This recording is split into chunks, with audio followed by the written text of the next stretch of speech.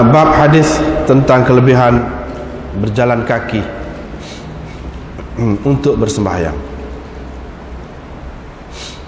Dengan sanadnya Imam Abu Dawud meriwayatkan dari Abi Hurairah dari Nabi SAW sabda baginda, orang yang lebih jauh, kemudian yang lebih jauh daripadanya, yang lebih jauh daripada masjid, lebih besar pahalanya. Orang yang lebih jauh, kemudian yang lebih jauh lagi yang daripada masjid adalah lebih besar pahalanya.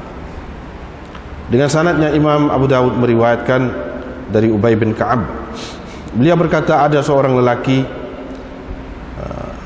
yang mana saya tidak mengetahui ada sesiapa pun di antara orang yang menghadap kiblat daripada penduduk Madinah, lebih jauh rumahnya daripada masjid daripada orang itu, tetapi dia tidak pernah terlepas sembahyang di masjid. Fakultu, saya berkata, yakni kepadanya, alangkah baik kalau engkau beli himar, yakni keledai, untuk engkau naiki pada ketika panas, ramdha itu makna panas pasir, wa zulmah, dan pada ketika gelap. Faqala, maka dia menjawab, aku tidak suka kalau rumahku berada dekat dengan masjid. Fanumiyal hadith ila Rasulillah, maka ceritanya itu disampaikan kepada Rasulullah SAW. Lalu baginda bertanya dia tentang kata-katanya. Dia pun menjawab, aradtu, saya bermaksud wahai Rasulullah, agar ditulis pahala untuk pergi saya ke masjid dan untuk pulang saya ke rumah keluarga apabila saya pulang. Faqala, terus Nabi SAW berkata, semoga Allah memberikan kepadamu pahalanya semua sekali, semoga Allah memberikan apa yang kamu harapkan itu semua sekali. Diriwayatkan dari Abi Umamah bahwa Rasulullah SAW bersabda, sesiapa yang keluar dari rumahnya dengan bersuci untuk bersembahyang fardu, fa ajruhu, maka pahalanya seperti pahala orang haji yang berihram, yang memakai ihram. Dan sesiapa yang keluar untuk bersembahyang duha, tidak ada yang mendorongnya untuk pergi kecuali untuk bersembahyang duha, maka pahalanya adalah seperti pahala orang yang melakukan umrah dan salat yang disembahyang selepas satu sembahyang, yang tidak ada di antara keduanya sebarang perkara ataupun apa-apa perkara yang melalaikan, adalah termasuk di dalam kitab, dalam catatan fi illiyin, yang di dalam kitab illiyin.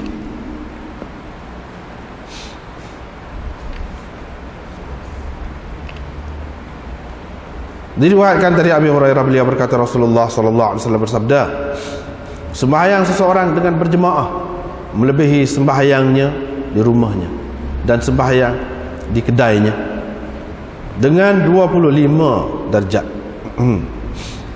Ini kerana apabila seseorang daripada kamu berwudu, diperelokkan wuduknya, dan dia pergi ke masjid, tidak dikehendakinya sesuatu yang lain selain daripada sembahyang, dan tidak ada yang mendorongnya untuk pergi, maksud beliau, kecuali sembahyang. Tidak dia melangkah satu langkah pun, melainkan diangkatkan dengan sebab satu langkah itu satu darjat, dan digugurkan dengan sebab satu langkah itu satu kesalahan ataupun dosanya, sehingga dia masuk ke masjid. Apabila dia masuk ke masjid, kana fi salatin, ia dikira berada dalam sembahyang selagi sembahyang menahannya, yakni berada di masjid itu. Para malaikat pula berselawat, yakni beristighfar untuk seseorang daripada kamu selagi dia berada di majlis ataupun di tempat duduk di mana dia bersembahyang di situ. Mereka mengucapkan, mereka mendoakan, ya Allah ampunilah dia, ya Allah rahmatilah dia, ya Allah, tub alaihi, terimalah taubatnya, ma lam yu'dhi fihi, selagi dia tidak mengganggu yakni orang lain di tempat itu, au yuhdits fihi, atau selagi dia tidak berhadas di tempat itu. Seterusnya riwayat daripada Abi Sa'id Al-Khudri, beliau berkata Rasulullah sallallahu alaihi wasallam bersabda, sembahyang dengan berjemaah menyamai 25 sembahyang. Kalau seseorang mengerjakannya di tanah lapang ataupun di padang sahara dengan disempurnakan rukuk dan sujudnya, pahalanya boleh meningkat sampai 50 sembahyang, yakni seperti 50 sembahyang. Abu Daud berkata, Abdul Wahid bin Ziyad berkata dalam hadis ini, salatul rajul fil falati, sembahyang seseorang di padang atau di tanah lapang ataupun di padang sahara, tempat tidak ada orang, tempat tidak ada penghuni di situ, tudha'afu ala salatihi, digandakan pahalanya daripada sembahyangnya dengan berjemaah. Wasaqal hadis, dan seterusnya dia mengemukakan hadis selanjutnya itulah bau ma ja'a fil masyi ila salati fi dhulam. Ini bab hadis tentang berjalan kaki untuk pergi bersembahyang dalam kegelapan, dalam gelap. Diriwayatkan dari Buraidah dari Nabi sallallahu alaihi wasallam, sabda baginda, berilah berita gembira kepada orang-orang yang berjalan kaki dalam gelap untuk pergi ke masjid, bahawa mereka akan mendapat cahaya yang sempurna pada hari kiamat nanti. Bab ma ja'a fil hadi fil masyi ila shalah. Ini bab hadis tentang bertenang dalam perjalanan untuk bersembahyang. Dengan sanadnya Imam Abu Daud meriwayatkan daripada siapa ni? Abu Thumamah Al-Hannat, bahawa Ka'ab bin Ujrah telah bertemu dengannya ketika dia sedang menuju ke masjid. Adraka ahaduhuma sahibahu, yakni salah seorang daripada mereka berdua menemui yang seorang lagi. Ini sebagai menjelaskannya dululah, maknanya salah seorang daripada mereka berdua tu menyedari tentang yang seorang lagi lebih dulu. Qala fawajadani, dia mendapati saya sedang mentasbihkan kedua tangan saya, yakni menyilangkan jari jemari saya. Buat gini, saya duduk gini, saya duduk gini, jalan. Fanahani an dhalik, dia melarang saya daripada berbuat begitu. Dia berkata, sesungguhnya Rasulullah sallallahu alaihi wasallam telah bersabda, apabila seseorang dari kamu telah berwudu dengan memperelokkan wudunya, kemudian dia keluar dengan menuju ke masjid, maka janganlah sekali-kali dia menyilang jari jemarinya. Jadi jangan buat gitu, kerana sesungguhnya dia berada dalam sembahyang, yakni dikira berada dalam sembahyang. Seterusnya riwayat daripada Sa'id bin Musayyab, beliau berkata, ada salah seorang Ansar hampir mati. Tiba-tiba dia berkata, sesungguhnya saya mahu ceritakan kepada kamu satu hadis. Tidak saya mahu bercerita, tidak saya nak cerita kepada kamu hadis ini, melainkan saya mengharapkan, melainkan dengan maksud saya mendapat pahala. Saya telah mendengar Rasulullah sallallahu alaihi wasallam bersabda, apabila seorang daripada kamu berwudu dengan diperelokkan wudunya, kemudian pergi bersembahyang, tidak diangkat kaki kanannya, melainkan Allah Azza wa Jalla menuliskan untuknya satu kebajikan, dan tidak diletak kaki kirinya, melainkan Allah menggugurkan daripadanya satu dosa. Falyuqarrib ahadukum aw liyub'id, suka hati kamulah, sama ada mahu dekat rumahnya ataupun mahu jauh rumahnya, yakni daripada masjid. Yakni terpulanglah kepada kamu untuk duduk dekat dengan masjid ataupun duduk jauh. Kalau dia pergi ke masjid kalau dia telah sampai ke masjid, dia pun bersembahyang dengan berjemaah, nescaya diampunkan dosanya. Fa in atal masjid wa qad sallau, kalau dia telah sampai ke masjid ketika orang ramai telah pun mengerjakan sebahagian daripada sembahyang dan tinggal sebahagian lagi daripada sembahyang itu, dia pun bersembahyang apa yang sempat dan menyempurnakan yang tidak sempat, yakni selepas imam memberi salam, kana kadzalika, dia mendapat pahala seperti itu juga. Kalau dia pergi ke masjid dan mereka telah bersembahyang, yakni telah selesai bersembahyang, fa atamma shalah, maka dia menyempurnakan sembahyang, yakni dengan seorang diri, kana kadzalika, dia mendapat pahala seperti itu juga. Babun fi man kharaja yuridu shalah fasubiqa biha, ini bab tentang orang yang keluar untuk pergi bersembahyang tetapi sembahyang telah pun terlepas, telah pun dikerjakan. Dengan sanadnya Imam Abu Dawud meriwayatkan dari Abi Hurairah, beliau berkata Nabi SAW bersabda, sesiapa yang berwudu dengan diperelokkannya wudunya berangkat, yakni ke masjid, lalu didapatinya orang telah pun selesai bersembahyang, a'tallahu azza wa jalla mithla ajri man sallaha wa hadaraha, Allah memberikan kepadanya seperti pahala orang yang telah bersembahyang dan telah hadir bersembahyang dengan berjemaah itu. La yanqusu dzalika min ajrihim syai'an, dengan tidak kurang sedikit pun pahala mereka. Bab ma ja'a fi khurujin nisa ila al-masjid, ini bab hadis tentang, ini hadis-hadis tentang keluar perempuan ke masjid ataupun pergi perempuan ke masjid, kepergian perempuan ke masjid. Bolehlah kalah. Diriwayatkan dari Abi Salamah dari Abi Hurairah bahwa Rasulullah sallallahu alaihi wasallam bersabda, jangan kamu larang hamba-hamba Allah yang perempuan, yakni orang-orang perempuanlah, daripada pergi ke masjid Allah, tetapi hendaklah mereka keluar, yakni pergi ke masjid wa hunna tafilat, dalam keadaan bersahaja, dalam keadaan biasa, dalam keadaan berpakaian biasa.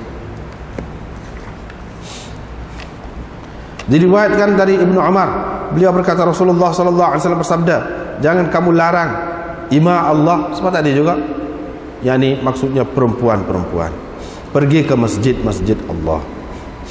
Diriwayatkan dari Ibnu Umar radhiyallahu anhuma, beliau berkata Rasulullah sallallahu alaihi wasallam telah bersabda, la tamna'u nisa'akum, sini nisa'akum, jangan kamu larang istri-istri kamu ataupun perempuan-perempuan kamu pergi ke masjid, tetapi rumah-rumah mereka itu terlebih baik untuk mereka.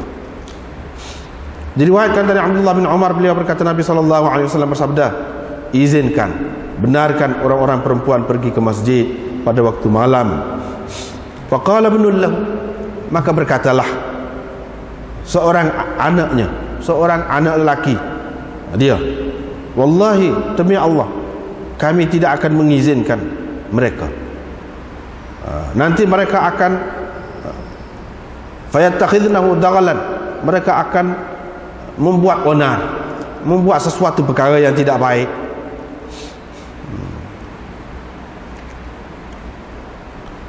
Ataupun fayattakhidnahu daghalan, nanti mereka akan mengambil peluang pergi ke masjid itu untuk sesuatu yang tidak baik.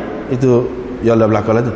Wallahi la na'dzanu lahunna, demi Allah kami tidak izinkan, tidak akan izinkan untuk mereka. Qala, perawi berkata, yakni Mujahid, fasabbahu, Ibnu Umar pun memaki dia, wa ghadiba alaih, dan marah betul kepadanya. Wa qala, dia berkata, aku kata Rasulullah sallallahu alaihi wasallam bersabda, izinkan kepada mereka, izinkan mereka. Kamu pula kata kami tak akan izin mereka. Diriwayatkan dari Amrah binti Abdurrahman, beliau memberitahu perawi di bawahnya, yakni Yahya bin Sa'id, bahwa Aisyah radhiyallahu anha, istri Nabi sallallahu alaihi wasallam bersabda, kalaulah Rasulullah sempat dengan apa yang dilakukan oleh orang-orang perempuan kemudian, tentu baginda melarang mereka pergi ke masjid, seperti mana telah dilarang perempuan-perempuan Bani Israel untuk pergi ke masjid. Yahya berkata, saya pun kata kepada Amrah, adakah perempuan-perempuan Bani Israel telah dilarang? Dia menjawab, iya. Diriwayatkan dari Abdullah dari Nabi SAW, sabda baginda, sembahyang seseorang perempuan itu di rumahnya lebih baik lagi daripada di dalam rumahnya, lebih baik lagi daripada sembahyangnya di luar rumahnya. Dan sembahyangnya di dalam bilik, di dalam rumahnya afdal, lebih baik, lebih afdal daripada sembahyangnya di rumahnya tetapi di luar biliknya, di dalam rumahnya tetapi di luar biliknya. Diriwayatkan dari Ibnu Umar, beliau berkata, Rasulullah SAW pernah bersabda, alangkah baik kalau kita tinggalkan, ini kita biarkan pintu ini untuk orang-orang perempuan, yakni khusus untuk orang-orang perempuan. Nafi' berkata, maka Ibnu Umar tidak lagi masuk melalui pintu itu sampai mati. Qala Abu Dawud, hadis ini telah diriwayatkan oleh Ismail bin Ibrahim dari Ayyub dari Nafi'. Beliau berkata, Umar berkata, dan yang ini, riwayat ini lebih sahih.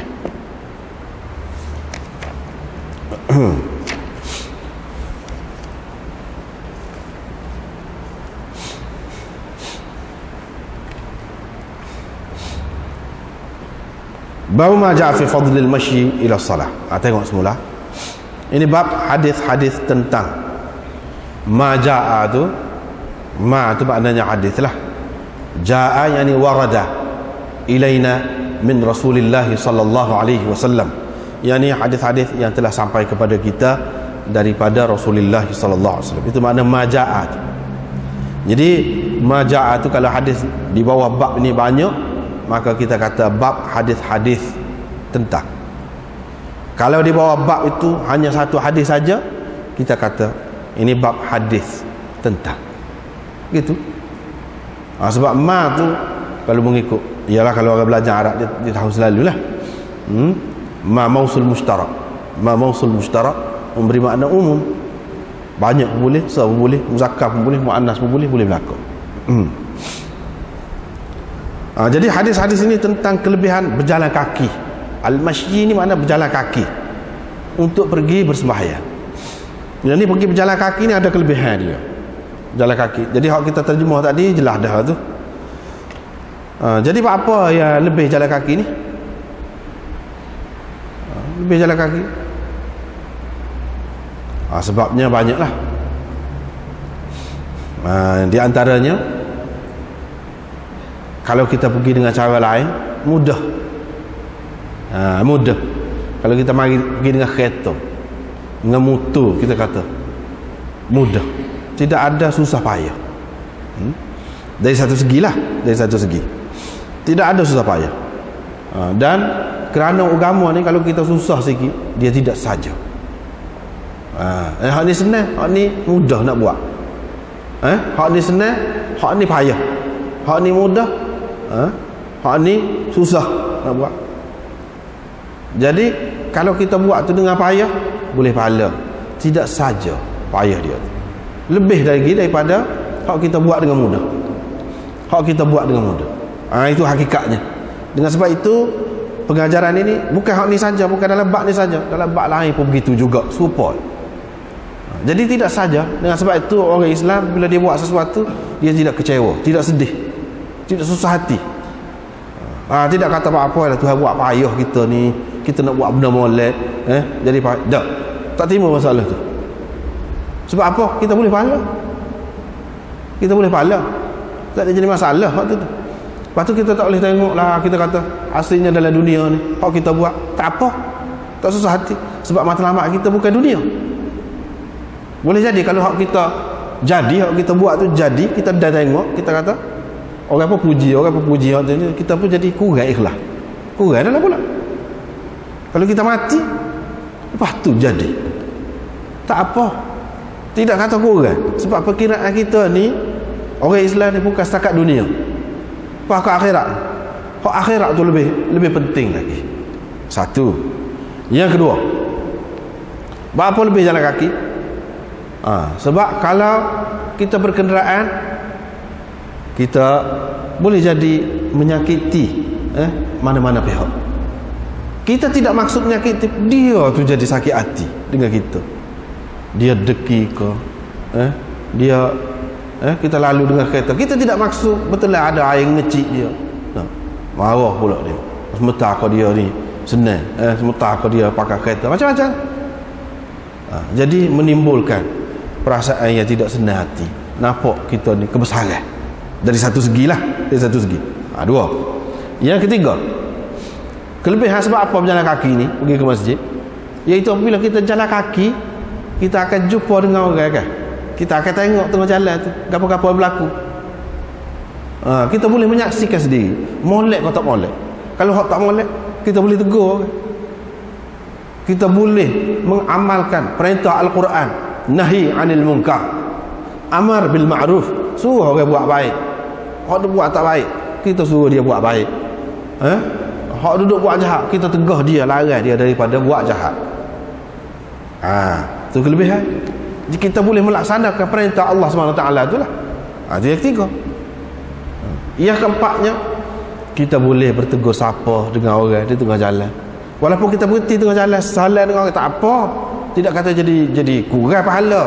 Dah, tengah jalan jumpa dengan orang, jadi mesra, dah kecek, tanya khabar dia, tanya ahli keluarga dia, apa semua, boleh pahala situ pula. Sebab tu jadi lebih. Itu yang keempat.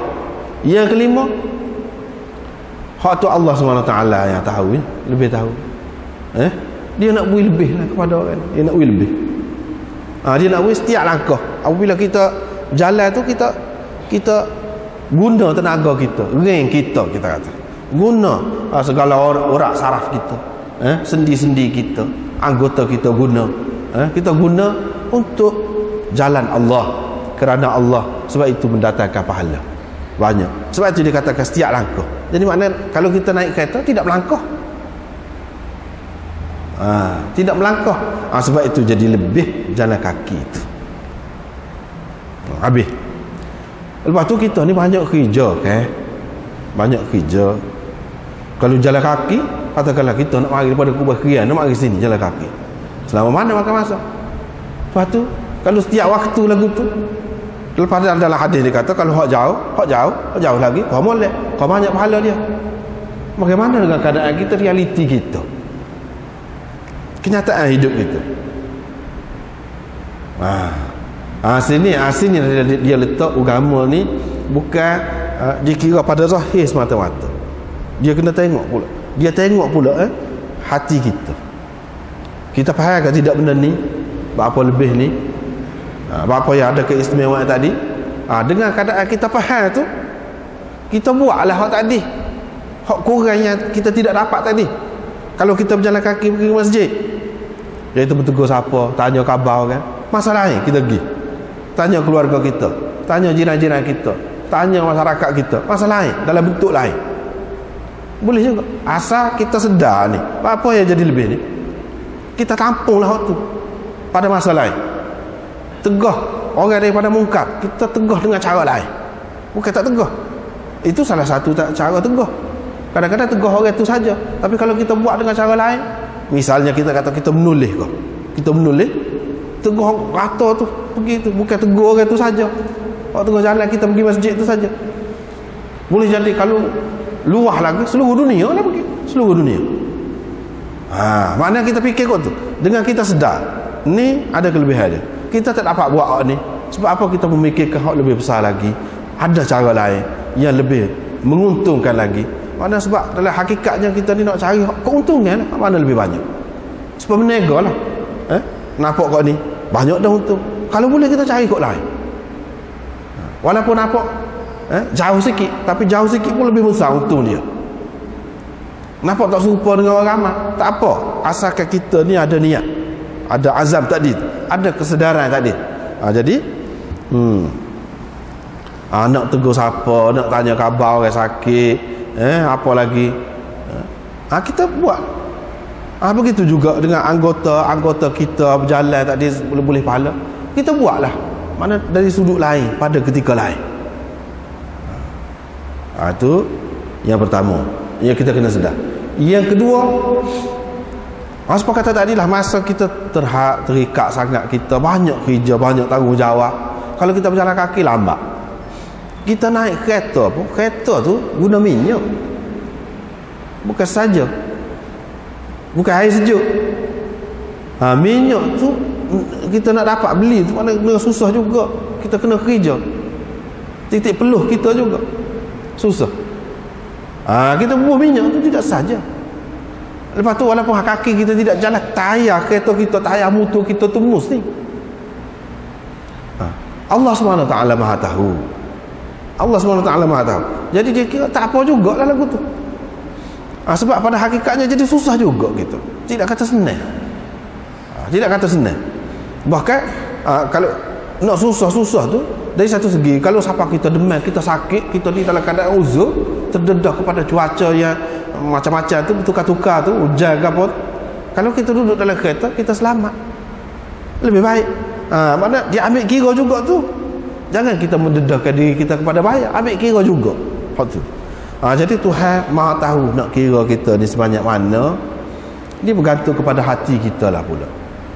Jadi orang-orang hak berjalan kaki dia tak boleh katalah secara mutlak bila saja orang dia naik kenderaan kurang adalah pada aku ke mana-mana, tak boleh jangan kata lagu tu, sebab tak tahu lagi. Itu bergantung pada ikhlas kita pula. Bergantung pada ikhlas kita pula. Pas syaitan ni kadang-kadang dia mari pula, dia pandai pula, dia mari kat jalan kaki ni, dia kata kamu bagus, warok, tawaduk, merendah diri, nak pahala banyak, mesti orang semua duk tengok kamu tu, dia duk hitung pahala kamu lah tu, kira-kiranya bagus kamu, lebih kamu. Pula kalau berasa hak tu kurang dah lah pula, kurang. Jadi beringat jalan kaki, kata ada kelebihan tu pun, dia ada juga penyakit-penyakit dia. Dia ada juga penyakit-penyakit dia. Jadi hak maksud utama, hak sebenarnya tidaklah tentu kata jalan kaki itu semata-mata baik secara mutlak, tidak. Tetapi dalam hadis ni sebut ginilah, maknanya ada sahabat ni memang dia amal gini, dia amal mengikut zahir hadis. Jadi dia amal mengikut zahir hadis, kita tak boleh kata gapo dia. Lepas tu dia ikhlas tidak ikhlas suruh dia. Kalau dia ada masa dengan sendirinya, seseorang itu kalau dia tak ada masa, dia uzur, dia jadi kau sakit lah kalau berjalan, berapa dia nak berjalan, apa dia suruh sampai gitu pun. Dengan sendiri, mana dia mampu, dia ada masa lah tu, kira tu terpulang kepada dia. Terpulang kepada dia. Jadi masing-masing tahu tentang diri sendiri, tahu tentang diri sendiri. Hak ni dia ikut zahir hadis. Kita tidak ikut zahir hadis, kita ikut makna hadis, maksud hadis nak gapo, nak gapo. Hak tadi lah kita kena sedarlah apa yang jadi lebih orang berjalan kaki. Sebab benda-benda tadi yang kita bilang tadi, jaga hak tu tidak semesti ketika nak pergi masjid. Ketika lain ada kalanya orang dia jaga ketika di masjid. Mana jumpa tengah jalan tu, pada dunia ni antara dia rumah dia ke masjid saja ke dunia ni.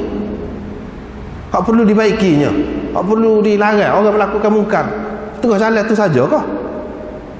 Hak maksudnya tengah jalan tu saja ke? Tidak. Lebih luas lagi kan? Lebih luas lagi. Kalau begitu makna hadis Nabi SAW ni tidak khusus dengan hak menuju ke masjid itu saja. Hak dia nak jaga apa dia? Kita nak melakukan sesuatu kebaikan tu, biar sesuatu kebaikan hak besarnya, utamanya benda besar, sembahyang. Hak tu besar, nak pergi sembahyang Jumaat. Celah-celah tu jangan kita kosongkan. Kalau boleh biar ada ruang-ruang untuk kita dapat sebanyak mungkin kebajikan. Apa pun kita buat. Tu hak nak. Hak tu maksud hadisnya. Hak tu makna hadisnya. Kalau kita pakai hak tu, kita tidak pakai mengikut zahir dia, siapa juga maksud. Siapa juga maksud. Yang pentingnya makna dia. Bila kita jaga makna dia, akan siapa? Kita akan dapat. Insya-Allah kita akan dapat. Itu maksudnya. Lepas tu dia kata al-ab'adu, hak lebih jauh. Lepas tu lebih jauh lagi daripada hak tu, daripada masjid, hak tu lebih besar pahalanya. Yang ni mengikut hak zahir, mengikut hak zahir. Mengikut hak zahir secara umumnya, secara kasarnya, secara mutlaknya kita kata gitulah. Tetapi dia berbeza-beza pula dari sudut lain, dari segi lain. Ada juga orang yang yalah kalau pergi sembahyang saja dia kiri kanan dia tak cara, kuranglah lagi. Tapi besar dah nak pergi masjid, nak pergi sembahyang jemaah tu. Tapi kalau dia cara tengah jalan dia tu saja, hak lain dia tak cara. Mana lebih dengan orang lain cara seluruh dunia ni, 100 negeri ni cara. Dia nak cara tu saja. Jalan dia, di jalan dia nak pergi ke masjid tu saja. Bukan maksud Nabi sallallahu alaihi wasallam nak rayaknya suruh dia cara tu saja. Nak sekurang-kurangnya kita ni kalau orang biasa pun pergi mana-mana duduk masjid, kita akan jumpa dengan orang, dengan masyarakat. Itulah maksudnya. Tapi bukan makna terhad sekat tu saja. Tidak makna terhad sekat tu saja. Kalau boleh luah lagi, lebih molek. Lebih molek.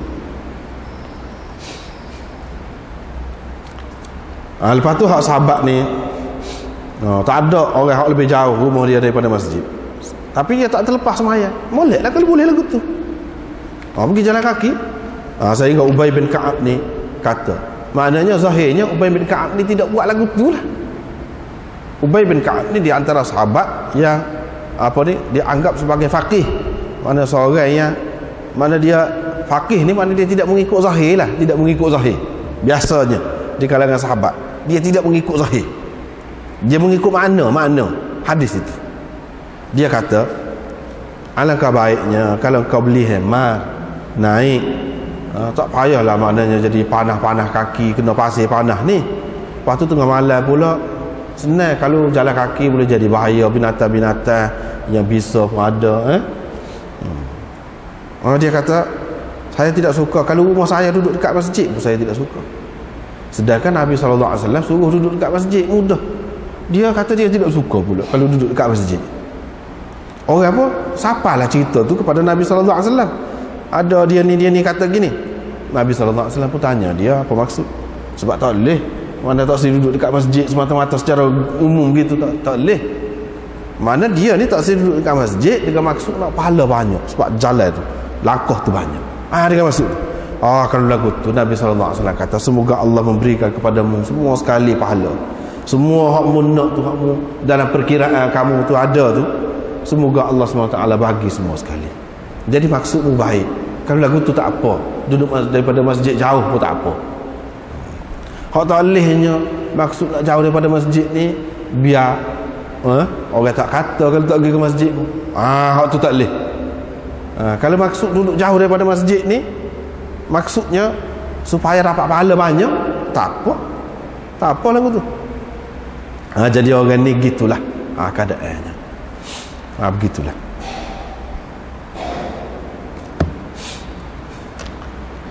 Seterusnya riwayat daripada Abi Umamah bahawa Rasulullah sallallahu alaihi wasallam bersabda, sesiapa yang keluar daripada rumah dia dengan bersuci, dia keluar tu dalam keadaan suci dah.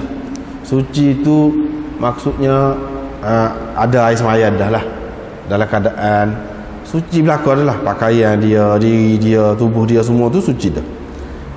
Nak pergi sembahyang maktubah, yang ni sembahyang fardu, sembahyang fardu di masjid lah, maka pahalanya seperti pahala orang pergi buat haji.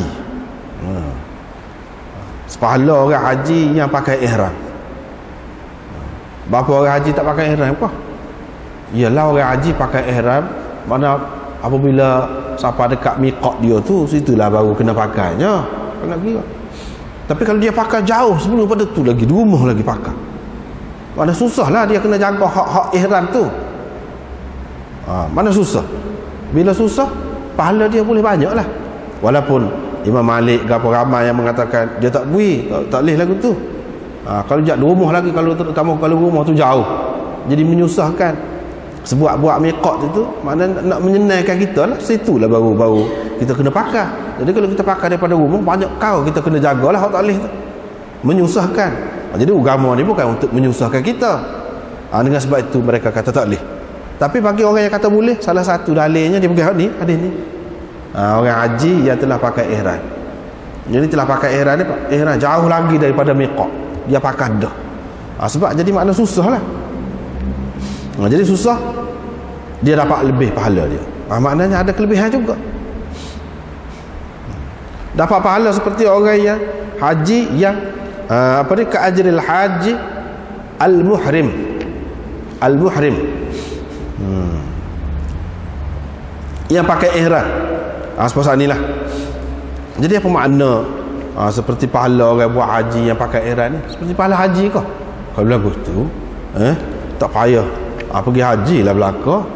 Kalau lagu tu jadi apa maksud dia? Apa maksud dia? Mana dia kata seperti orang haji tu bukan makna boleh ganti hak dia ni tak payah pergi haji, bukan makna lagu tu. Seperti pahala tu mana kalau orang haji makna setiap langkah dia, setiap kesusahan dia dalam perjalanan dia tidak sampai selalu ke Mekah tu. Kena sampai sini tu, gon ni naik gon ni, tukar tepak pergi sini pula jauh. Setiap perjalanan dia tu mana mendatangkan pahala, begitu juga orang ni dalam perjalanan dia setiap langkah dia tu mendatangkan pahala kepada dia sehingga sampai ke masjid. Itu dari segi tu, bukan dari segi nak pergi sembahyang Jumaat di masjid tu boleh ganti buat haji dah. Kalau pahala lagu tu silap lah, silap. Mana dari segi pahala supaya orang haji ni boleh pahala semenjak dia turun daripada rumah dia dengan susah payah tukar-tukar kenderaan, kita kata semuanya tidak saja berlaku tu. Walaupun kita kata hak ibadat sebenarnya al-hajju Arafah, haji hak sebenarnya Arafah tu, wukuf di Arafah tu. Lepas tu hak lain-lain, kalau kita nak kira hak lain-lain sebelum pada tu pun ibadat haji, apabila sampai sana baru ada ibadat tu. Tapi hak sebelum pada tu saja kau kosong kau nak ayat tidak boleh pahala. Supaya juga orang nak pergi sembahyang Jumaat ni, hak maksud sebenarnya hak pahala, nak pahala sembahyang Jumaat tu di masjid tu, tengah jalan ni tidak duduk sembahyang tapi boleh pahala juga sebab maksud tadi. Itu satu makna dia. Yang kedua, dari segi apa? Dari segi dia mendapat jenis pahala. Orang yang pergi haji ke Baitullah dengan berihram daripada rumah dia, jenis pahala tu. Jenis pahala tu bukan makna sama, tapi jenis pahala tu. Misalnya kita kata kalau orang buat gini dia dapat duit. Dapat duit yang diperolehi itu tidak sama. Hak nombor 1 duit juga tapi 1,000. Hak nombor 2 duit juga tapi 500. Hak nombor 3 duit juga tapi 100. Jenis duit nak ayatnya, jenis duit. Ataupun jenis lain, tapi jenis itulah. Sebab itulah kita kata kalau beras pun dia tidak sama dari segi kualiti dia tu. Orang ni boleh beras grade 1, misalnya hak ni boleh beras kurang sikit, hak ni boleh beras tapi jenis beras lah, orang panggil beras lah juga. Gitu maknanya. Dan sesiapa yang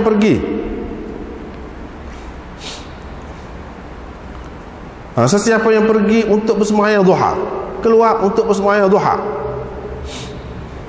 tidak ada dia pergi itu dengan sebab lain melainkan untuk nak sembahyang duha lah, pahala dia seperti pahala orang yang pergi buat umrah. Daripada sinilah ulama-ulama yang mengatakan umrah tu tidak wajib, dia kata sunat. Sebab hadis ni dia kata dia bandingkan orang yang nak pergi sembahyang duha, pas sembahyang duha ni wajib ke sunat? Sunat. Bila sunat dia bandingkan dengan hak sunat lah, bandingkan dengan hak umrah tu. Umrah tu mana sunat? Sebab apa? Sebab sembahyang duha ni sunat. Jadi hak umrah tu pun sunat juga. Menunjukkan umrah tu sunat. Takkanlah dia disebut sembahyang duha ni hak sunat buat banding dengan hak fardu, buat banding dengan hak wajib umrah tu misalnya, tak sesuai. Maknanya kalau hak pergi sembahyang Jumaat dia dapat pahala seperti buat ibadat hak fardu, hak rukun, hak besar. Kalau pergi ke masjid ni dengan maksud nak sembahyang sunat, nak sembahyang sunat, boleh pahala juga, tapi pahala tidaklah sebesar seperti kalau keluar untuk pergi sembahyang Jumaat nak sembahyang fardu tu. Mana kalau banding waktu haji, ni umrah, maknanya beza tu. Haji lebih tinggi lagi daripada umrah. Jadi sembahyang fardu tu serupa dengan pergi buat haji tu. Sembahyang hak sunat duha ni ataupun lain-lain serupa dengan buat umrah. Jadi kedudukan pahala tu rendah. Rendah.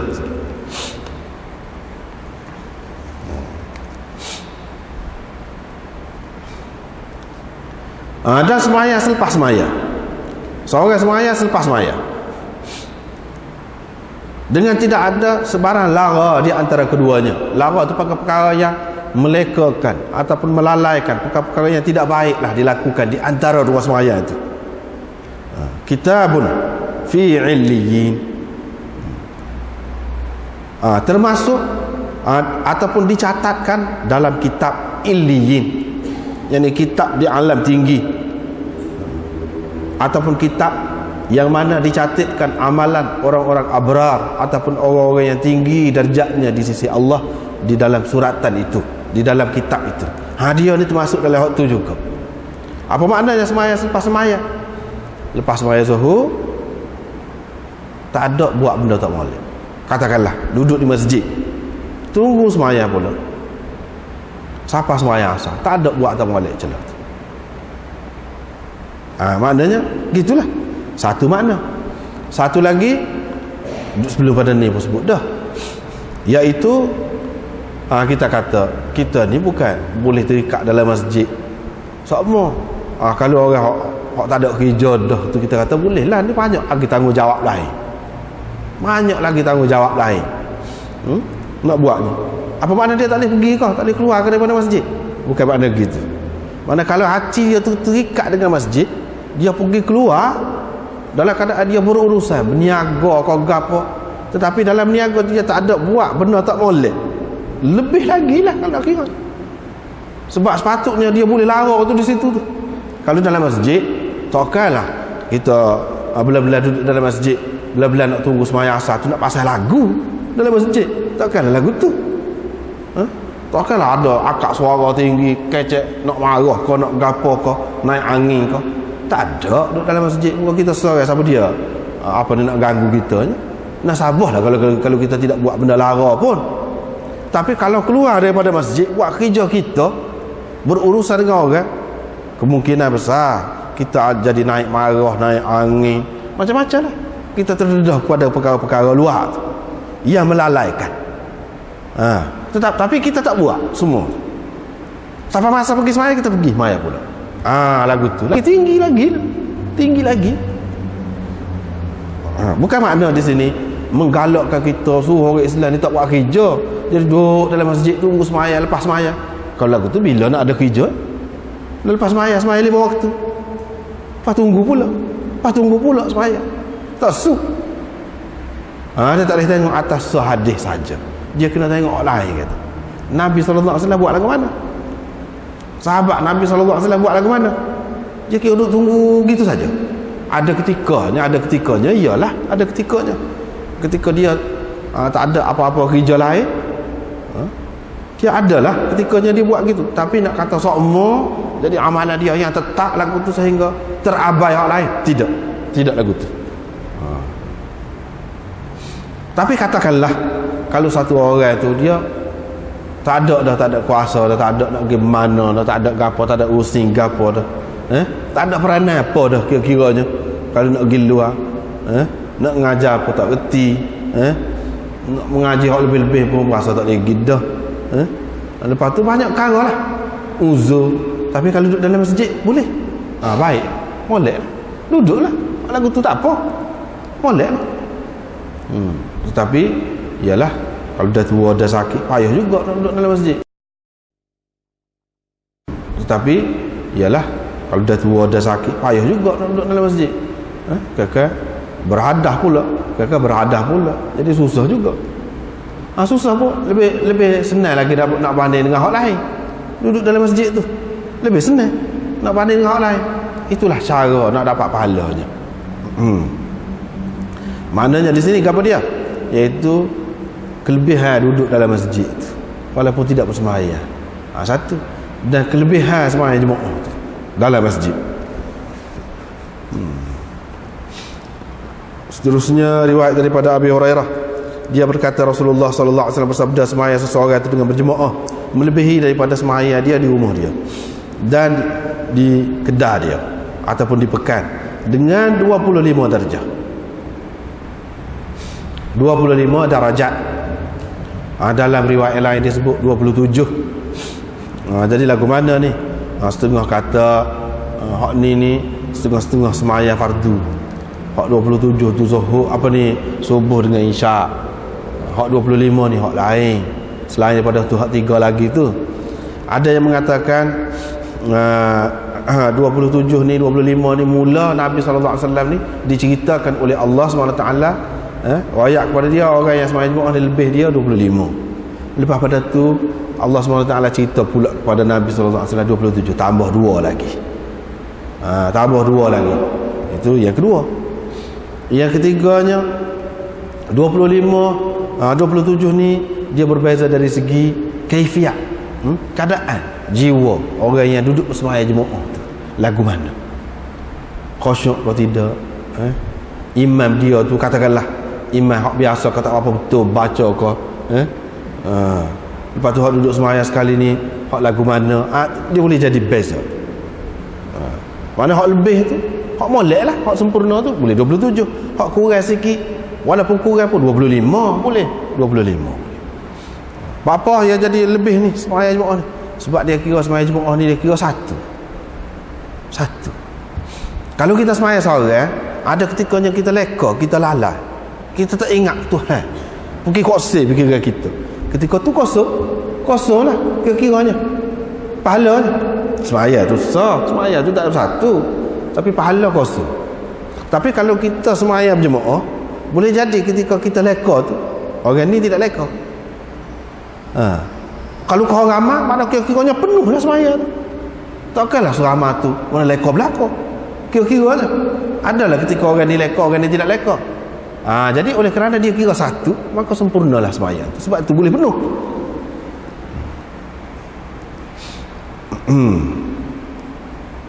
Habis. Lepas pada tu setengah-setengah ulama mengatakan lebih daripada semaya seorang ni dengan 25. Bermakna kalau dia semaya seorang dia boleh dah sah. Buat dia semaya juga boleh 25. Jadi makna 26 bukan 25. 26 boleh ke dia? Ada yang kata begitu. 26.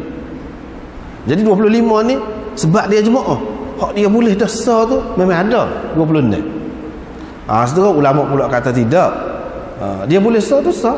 Tapi kalau dia semaya berjemaah boleh 25. Tidak kata jadi 26, 25 boleh. Kalau lagu tu maknanya tidak penuhlah 25, 24. Sebab dia boleh dah kalau dia sembahyang seorang. Hak tu pula kata. Tidak.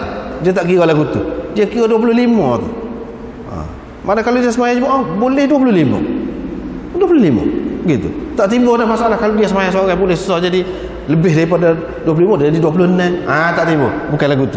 Dia kira boleh 25. Kalau sembahyang seorang boleh sah. Gitu. Lagu mana yang boleh jadi banyak ni? Boleh jadi banyak ni pahala ni. Ini kerana seseorang daripada kamu bila dia berwuduk, fa ahsanal wudu, dengan diperelokkan wuduknya.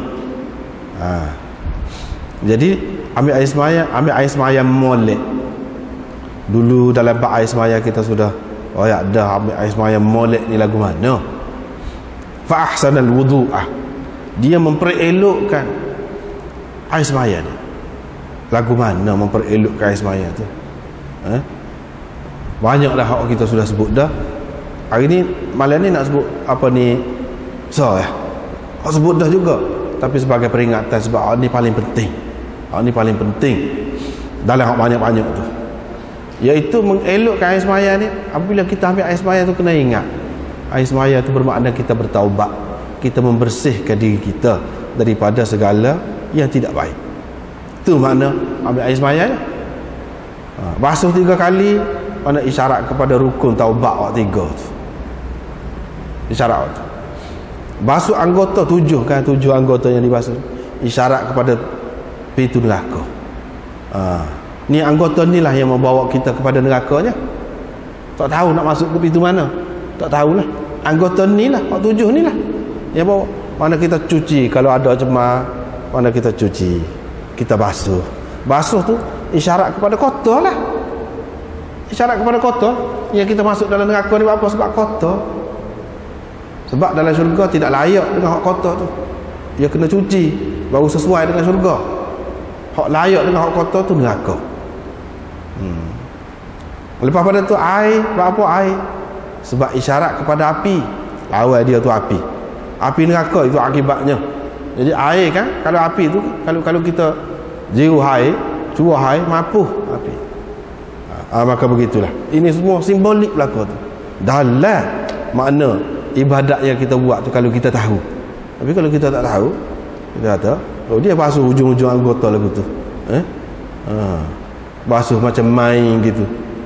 Kalau orang kafir tanya kita pun, kalau kita tak ngaji boleh jadi tak boleh royak. Kalau kita boleh royak gitu pada dia, boleh jadi mikir sakit. Kita sendiri pun berasa, ialah kita berjanji dengan Tuhan, basuh sekali, cuci dia ni Tuhan, tak saya dah buat ni, tak saya dah buat dengan tangan ni, benda-benda tak molek. Tak saya dah. Kita bertaubat, janji dengan tu. Sekali lagi basuh, 3 kali basuh, janji benar tu. Lepas tu kalau nak buat pula, telinga pun lagu tu juga, mata pun lagu tu juga, kaki pun lagu tu juga, mudah nak faham. Mana kita berjanji dengan Tuhan. Tiba-tiba kalau kita buat juga, kita rasa malu. Kalau kita dengan sedar kita buat tu, ni kita bertaubat, kita nak buat pula, kita jadi malu. Janji dah tadi, jadi mungkin janji benar kita tak boleh pegang janji. Jadi berasa malu. Itu maksud, itu makna fa'ahsanal wudu, mengelokkan wudu. Di samping ialah jaga lain-lain lah. Ahsanal wudu tu jaga lain-lain lah. Jaga rukun dia, sunat dia, gapo tu jaga belaka. Wa atal masjid, pergi ke masjid. Lepas tu tak ada maksud lain nak pergi sembahyang. Apa takut-takut ada juga orang pergi masjid ni maksud lain. Kalau maksud lain tak boleh lah, sebab tak boleh. Tak boleh lah. Ada maksud lain. Maksud tu luah lah. Luah lah maksud lain tu. Kita sendiri tahu lah maksud. Ini isyarat dia jaga dulu lagi supaya kita pergi ke masjid tu biar ikhlas molek. Jangan tidak ikhlas. Jangan ada kepentingan duniawi. Jangan ada. Tidak ada yang mendorong dia pergi, melainkan nak sembahyang. Tak ada lain. Ikhlas kerana tu. Kalau lagu tu tidak ada satu langkah pun hak dia langkah. Setiap langkah naik satu darjah. Setiap langkah naik gugur satu dosa dia.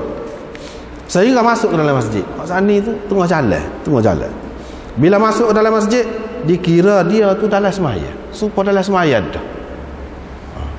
Maknanya pahala lah. Selagi sembahyang itulah ia menahan dia. Dia tak pergi ke lain. Bapa tak pergi ke lain sebab nak sembahyang lah. Maka dia kira dia tu dalam sembahyang. Dan kalau dia dengan keadaan tu, malaikat-malaikat ni beristighfar untuk dia. Yusalluna, berselawat. Asal maknanya berselawat. Tapi kalau selawat malaikat untuk kita, dia panggil istighfar. Kalau malaikat selawat kepada kita. Gapo dia kata? Selagi dia duduk di tempat dia tu. Di tempat dia. Dia bersemayam tu. Malaikat duduk kata Allahumma ighfir lahu, Allahumma arhamhu, Allahumma tub alaihi. Itulah yang mereka duduk doa. Kalau kita doa, Allahumma ighfirli, kita kata dah. Allahumma arhamni, Allahumma tub alayya, kita kata. Kita ni siapa? Beratus kali dah taubat dengan Tuhan, minta ampun. Buat pula. Boleh jadi Tuhan tak terima. Kita kotor. Kita tak bersih. Kita kecak tak betul dengan dia. Boleh jadi Tuhan tak terima. Tapi kalau malaikat kan dia tak ada dosa. Kalau tak ada dosa ni Tuhan terima selalu. Maknanya kelebihan ni baru kita dapat bila kita pergi ke masjid. Apabila kita pergi ke masjid baru dapat. Doa malaikat tu penting. Sebab apa? Kalau kita boleh jadi Tuhan tak terima, ataupun kalau terima pun diampunnya sebahagian saja. Tak ampun habis. Tak padan nak ampun dia ni semua sekali. Misalnya kita kata, kemungkinan tu banyak. Tapi kalau malaikat, dia maksum. Dia tidak melakukan dosa. Dia duduk beristighfar. Jadi makna kira-kiranya Tuhan terima belakang. Itu caranya. Ada kalanya kita ni tidak kerana kita Tuhan terima, kerana orang lain. Sebab itu ya ada faedah tu. Pas mati ke doa tu, Rabbana ighfir lana wa li ikhwanina alladhina sabaquna bil iman. Mana ada faedah lah. doa istighfar untuk orang sudah mati. Boleh jadi dia sendiri tak terhapus dengan dia, orang lain terhapus. Boleh jadi, kita tak tahu. Tapi malam yu'dhifi, selagi dia tidak menyakiti, mengganggu orang duduk di tempat dia, selagi tidak mengganggu, menyakiti. Ganggu ni lagu mana? Mengganggu ni mengikut setengah-setengah ulama lah.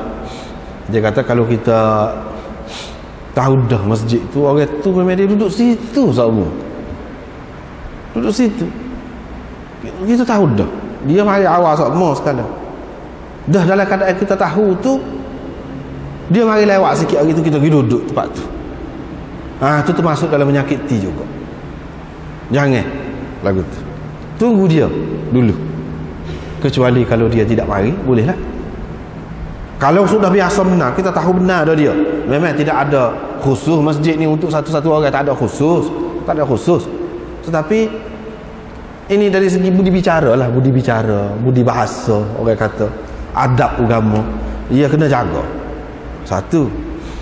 Yang keduanya, lakoh orang, lakoh. Orang duduk kita lakoh, tempat kita ni wujud dah, alhamdulillah. Orang kita ni Tuhan buat banyak, dia perangai dia ni lembut, asal lagi lembut. Cuba pergi negeri Arab ni, cuba pergi lah ke negeri hok kasar-kasar, alik Pakistan, kau alik mana, Afghanistan, kasar cara dia. Bukan kepala ni, kocok kepala kita ni, bakah jak ni depan, tak cara kita duduk bakah, lakoh. Jadi menyakiti. Kadang-kadang orang tu ni di luar, nak cerita luar, tempat kita alhamdulillah tak berlaku, sebab ini mungkin kesan daripada pengajaran yang halus lah, lembut, jadi ada kesan dia. Kalau kita pergi setengah-setengah negeri, kita tak lakar ke pihak, dia pergi bubuh pihak datang kepala kita, derah pula tu bubuh tu, derah pula tu. Kita buat kadang-kadang pion tu dia buat dengan jenis macam apa ni kita kata,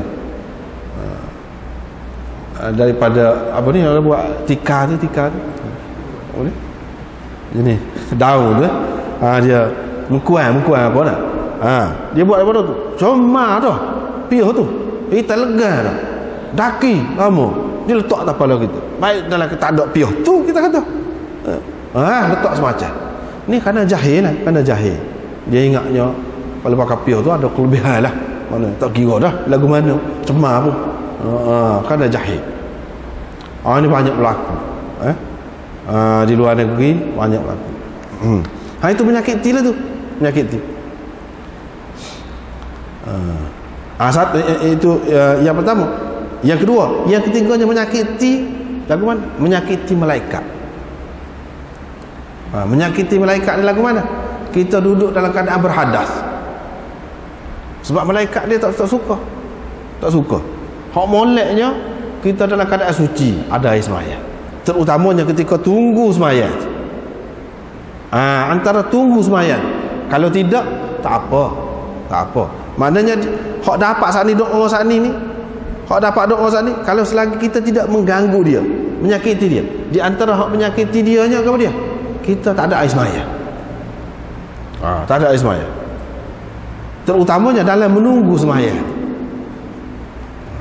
Kita tak dapatlah ni doa ni. Tidak salah, tidak dosa, bukan dosa tak ada air sembahyang, duduk dalam masjid tidak dosa, tak dapat ni.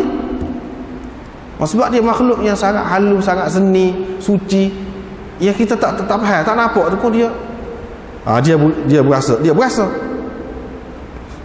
Itu makna menyakiti. Lagi makna menyakiti, maka wadiyah. Maka wadiyah. Musim-musim dia, maka petah. Jadi saya dengan orang sebelah tu, tapi dia kalau nak itu muka nampak kesangat kan, takut kawan ni serati pula. Kalau dia sedawa, buat biasa, kalau boleh nak lari. Itu menyakiti, termasuk dalam menyakiti juga. Kalau di zaman Nabi dulu orang makan apa nama ni, bawang putih yang tidak dimasak tu, kalau bawang busuk pakai usung orang letak kubur tu. Itu dalam hadis ada sebut. Pakai usung, Nabi suruh usung orang letak kubur dia. Mana Nabi larang pergi ke masjid menyakiti lagu tu, dalam keadaan menyakiti. Itu makna tidak menyakiti. Selagi tidak menyakiti, ya. Ataupun tidak berhadas di dalamnya. Ni termasuk berhadas tadi. Berhadas ni khususnya berkenaan dengan malaikat lah. Sebab dia tak suka orang berhadas. Ini maknanya kita ni berhadas ni, hadas ni hadas maknawi. Hadas ni benda maknawi. Nak ayatnya agama ajar kita ni benda kotor ni ada dua macam. Satunya benda kotor, tanya siapa pun dalam dunia ni kotor tak suka, memang tak sedap. Bau busuk, hak tu lah orang panggil kotor je, sebab kita kata tahi ayam, dan lain-lain lagi lah. Sebab dia suka tu, tanya orang kafir pun tak seh hak tu.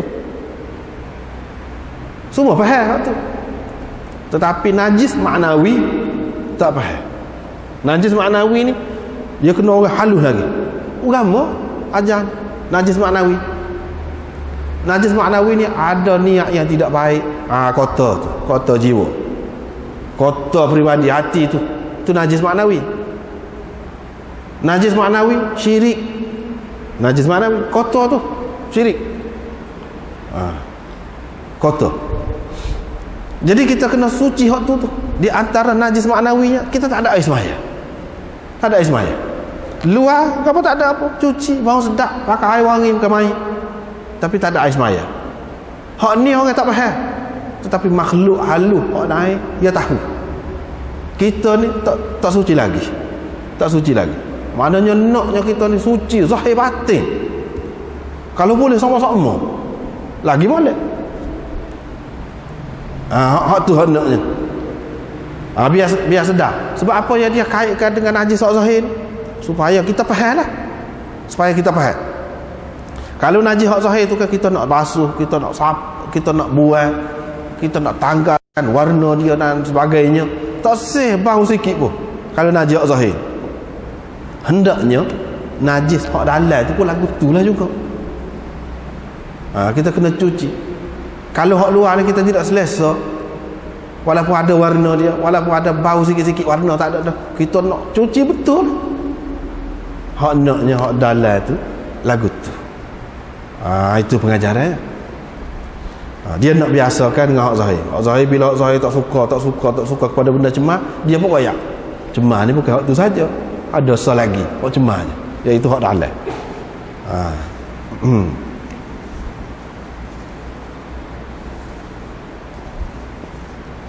Seterusnya riwayat daripada Abi Sa'id Al-Khudri, dia kata Rasulullah sallallahu alaihi wasallam bersabda, sembahyang dengan berjemaah ni menyamai 25 sembahyang. Kalau seseorang bersembahyang di padang sahara, falatin itu mana bukan tengah padang saja. Falatin di padang sahara lah kita kata. Padang sahara. Padang sahara ni bukan negeri dia padang pasir. Kalau kita dalam hutan, pergi dalam hutan. Sebab kita banyak hutan.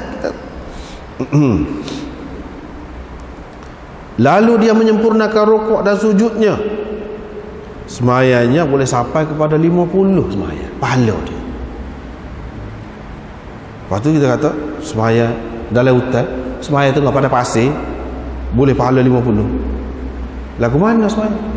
Semaya jemaah lah. Semaya jemaah.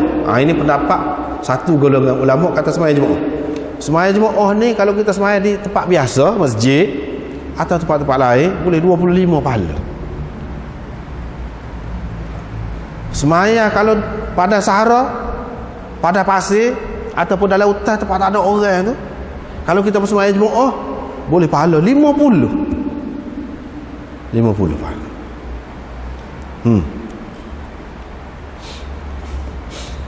Jadi ulama kata hak ni sembahyang jemaah lah maksudnya. Sebab apa? Sebab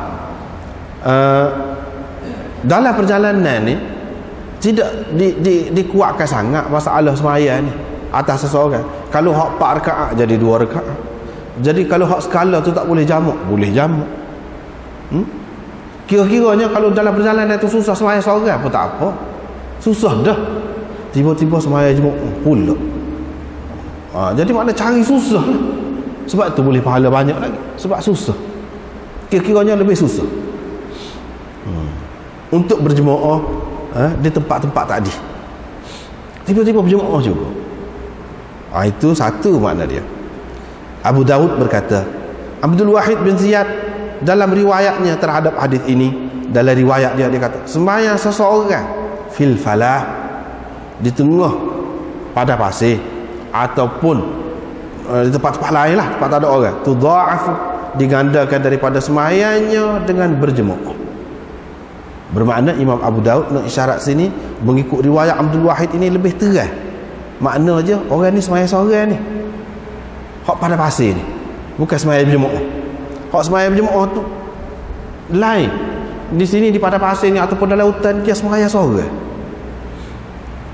Lebih pahala dia 50. Kalau hak tu 25, hak ni boleh 50. Walaupun dia sembahyang seorang. Berapa? Berapa lagu tu? Sebabnya satu, hak tadi dia sembahyang ramai-ramai, boleh jadi dia kurang ikhlas. Hak ni sembahyang seorang, kira-kiranya ikhlas, tak ada nak tunjuk siapa-siapa, tak ada apa-apa kepentingan, dia sembahyang. Maknanya kepentingan ikhlas itu satu. Yang kedua, dia sembahyang tempat biasa dalam masjid ni, tenang, tak ada siapa dia nak ganggu, kira-kiranya. Dia duduk tengah padang tu, tak tahu gapo nak mari, tapi dia sembahyang juga, tidak tinggal sembahyang. Kalau dalam hutan pun gitu juga, tak tahu gapo rimah kau gapo nak mari. Tidak menghalang keadaan itu daripada dia bersembahyang. Kalau dia ramai, tentulah saya dia boleh tolong tengok kau dulu. Jadi tak ada masalah ketakutan tu. Ni dalam keadaan kebimbangan, hak nasabahnya dia sembahyang seorang sesuai dengan hadis riwayat Abdul Wahid bin Ziyad itu. Dia sembahyang seorang. Sembahyang dia seorang tu digandakan daripada sembahyang dia dengan berjemaah. Mana memang dia sembahyang seorang. Mana boleh lebih. Sebab apa? Sebab ada perkara-perkara lain tadi, perkiraan-perkiraan lain. Daripada sinilah setengah-setengah ulama dia mengatakan memanglah pada dasarnya hadis hak sembahyang berjemaah 25, 27 tu diterima, dijunjung hadis itu, diterima pada dasarnya.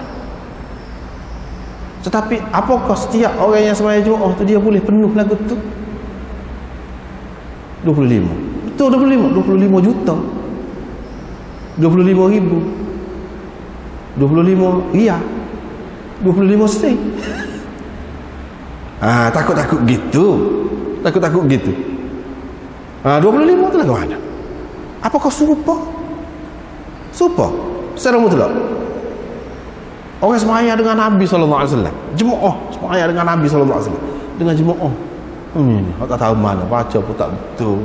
Waktu banyak duduk terlibat dengan bid'ah, dengan gapo. Yang mana sahabat Ibnu Umar dan ramai lagi sahabat-sahabat lain tak usah sembahyang jemaah. Maknanya jemaah ni tidak lebih secara mutlak. Tak juga. Pada dasar, ya, pada dasar. Memang gitu dah. Tetapi dia ada lagi beberapa perkara lain yang menyebabkan jadi tidak lebih sembahyang jemaah. Dah kalau seseorang itu sembahyang seorang, boleh jadi dia lebih. Misalnya dalam kes ni. Ni dia sebut di tengah padang. Tengah padang itu maknanya dia ni kalau dalam syarah dia sebut sebab kira-kiranya dia lebih ikhlas. Lepas tu kalau seorang itu sembahyang rumah, boleh jadi dia berasa lebih ikhlas. Boleh jadi ada sesuatu yang dia jaga, sesuatu yang dia jaga. Allah SWT lebih tahu gapo dia yang dia jaga. Adakah maknanya dia tu kurang semata-mata kerana dia sembahyang seorang? Berdasarkan hadis ini tidak. Makna dia hak dia sebut tu betul lah, tengah pada pasir saja kau. Kalau dalam hutan tidak. Dari segi makna dia termasuk juga dalam hutan pun. Lepas tu tempat lain pun termasuk juga kalau ada makna-makna tadi. Makna-makna tadi. Tu benar satu perkara yang kita kena ambil kira. Dengan sebab itulah ada setengah-setengah ulama dia kata tidak mutlak. Betul pada dasarnya gitu. Tetapi nak kata semua jemaah tu sama? Tidak. Satu. Yang keduanya, hak kata boleh 25 tu nilai dia sama 25. Tidak. Tidak dah kata. Lepas tu dalam keadaan kalau ada pula perkara-perkara yang menghalalkan daripada dapat pahala tu, banyak perkara lain pula tu. Perkara lain pula. Dengan sebab itulah kalau imam tu fasik, kalau imam tu dia tidak sama dengan imam hak tidak fasik, sah sembahyang tu sah. Lepas tu kalau lah katakanlah masjid tu tempat sembahyang tu tidak molek lah, daripada hasil hak tidak molek, itu di antara perkara yang menyebabkan jadi kurang juga. Kurang. Kalau pergi sembahyang jemaah, kita kata hak zahir ni, mengikut hak zahir ni, pergi sembahyang jemaah, lepas tu pakai baju dah, baju tu baju hak curi, hak kita tipu orang, sah sembahyang, supaya kau, tapi nilai dia tu betul boleh 25 pada dasarnya, tapi supaya kau dengan orang lain tak supaya. Itu hak zahir. Lepas tu kalau hak lain-lain lagi, banyak perkara juga. Tetapi dalam hadis ni begitulah, apabila dia dalam bab targhib, kita kena faham hadis-hadis ni. Kalau dalam bab targhib dia tidak royak secara terperinci, itu satu perkara yang kena faham. Apabila kita nak menggalakkan budak-budak biar dia rajin kan, biar dia berlomba lari bersungguh kan, kita tak royak detail. Kita kata gapo, siapa-siapa boleh nombor 1 berlomba lari ni hadiah dia tunjuk besar-besar tu, maka orang pun jadi naik angin. Tetapi dia tidak dia tidak royak sebab dia dalam bab targhib menggalakkan orang. Sepatutnya kalau kita kata, kalau secara terperinci kita kena royak, ni berapa keliling ni, kata berlomba lari ni pun berlomba lari keliling padang, bukan sekeliling. Pas kamu dengan keadaan kamu tu rasanya ni kena 10 keliling ni, tapi dia tak royak 10 keliling ni dia kena orang kena berlatih berapa lama, dia kena orang umur berapa baru boleh, dia kena lagu mana cara, dia tak royak. Dia royak gitu secara umum. Jadi sehingga semuanya naik angin belakang. Jadi semuanya minat belakang. Tetapi tentu sekali yang dapat menyempurnakan syarat tadi, orang yang cukup syarat, baru dia boleh nombor 1. Kalau nak berlari bukan main tu lah, berlatih dak, sakit, uzur, lagu mana lah nak boleh nombor 1? Tak ada harapan nak boleh nombor. Betul, kalau boleh nombor 1 memang hadiah lagu ni, tetapi lagu mana caranya? Takut-takut apabila royak gitu jadi lemah semangat, turun pula semangat. Dia tak segitu, tidak nak maksud tu. Tetapi apabila kita dalam bab ngaji kena royak, dia bab wa'az lain, bab ngaji lain. Wa'az ni kena royak sedap-sedap, hak suka-suka, hak menggalakkan, menimbulkan minat. Itu targhib, wa'az. Tapi kalau ngaji tidak, dia kena royak hak sebenar. Supaya apa? Kita kena menyediakan diri kita, melengkapkan diri kita. Sebab dalam hadis katalah, kalau siapa tahu kelebihan adalah saf yang pertama. Betul. Tapi apa makna saf pertama? Apa makna saf pertama? Saf pertama saja gitu kan? Saf pertama gitu saja. Itu tak ada perincian. Tak ada perincian. Perinciannya dibuktikan oleh sejarah. Orang-orang dulu hak duduk di saf pertama telah ke mana? Nak perang mati, sanggup mati mula-mula sebelum pada orang lain dulu. Kita sanggup kah? Tanya dulu. Setengah-setengah orang dia takut. Sebab apa? Itu tanggungjawab, itu makna pernyataan kesediaan kita. Kalau nak habis harta benda kerana agama mula-mula sekali, kita sanggup kah? Nak habis kita duduk depan. Itu maknanya dia nak melahirkan kesedaran itulah, suruh duduk saf pertama tu, nak suruh kita lagu itulah untuk agama, bukan untuk sembahyang tu saja. Setiap hidup kita dalam masyarakat ni kita nak duduk depan, biar nombor 1 belakang. Itu nak nombor 1 senang. Makna saf pertama tu. Inilah hak kata la ilaha illallah pun tidak semudah yang diucap.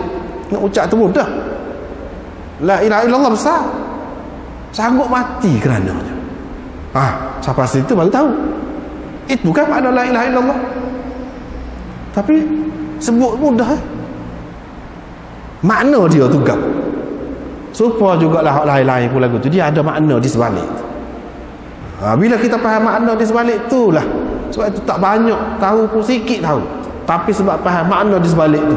Cuba kita tengok sahabat sanggup mati selalu ngucap, sanggup mati. Bang surga, saya bang surga, alik bukit Uhud, saya bang. Buat apa yang gitu mau? Dia adalah tu. Dia adalah tu kaifiyat imaniyah dia tu. Orang panggil kaifiyat imaniyah dia tu. Iman kita pun ada juga sepelapu lah. Kita pelita ada, cahaya ada, kadar pelita. Itu kaifiyat cahaya. Orang ni lampu uap sekian-sekian, orang ni lampu salah, cahaya besar lagi. Kalau matahari ada 1000 lampu pun hilang, mari dia sah. Tu kaifiyat cahaya, tak serupa. Walaupun sama-sama cahaya, tak serupa. Begitulah juga masalah iman itu. Dan benda ni nak boleh jadi beza tu apabila faham makna agama, hikmat agama dalam setiap ajaran agama. Barulah kita faham, barulah kita buat tu dengan penuh kesedaran. Dan kadang-kadang takut. Kadang-kadang takut. Sebab apa? Tahu benda ni gapo ni, benda yang kita nak pegang ni. Sebab kita kata orang yang dapat jawatan suka dia majlis, jual dia suka, benar-benar suka. Tapi cuba kita tengok khalifah-khalifah dulu jerit, tidak suka. Apa-apa kesedaran tu, beza tu. Orang ni kata jawatan tu dia istimewa, orang ni kata jawatan betul istimewa, tapi dia ada di samping hak istimewa tu gapo, hak kena penuhinya gapo. Bukan semata-mata jawatan tu yang jadi istimewa tu, kerja. Supalah juga ajaran agama ni lagu tu. Wallahu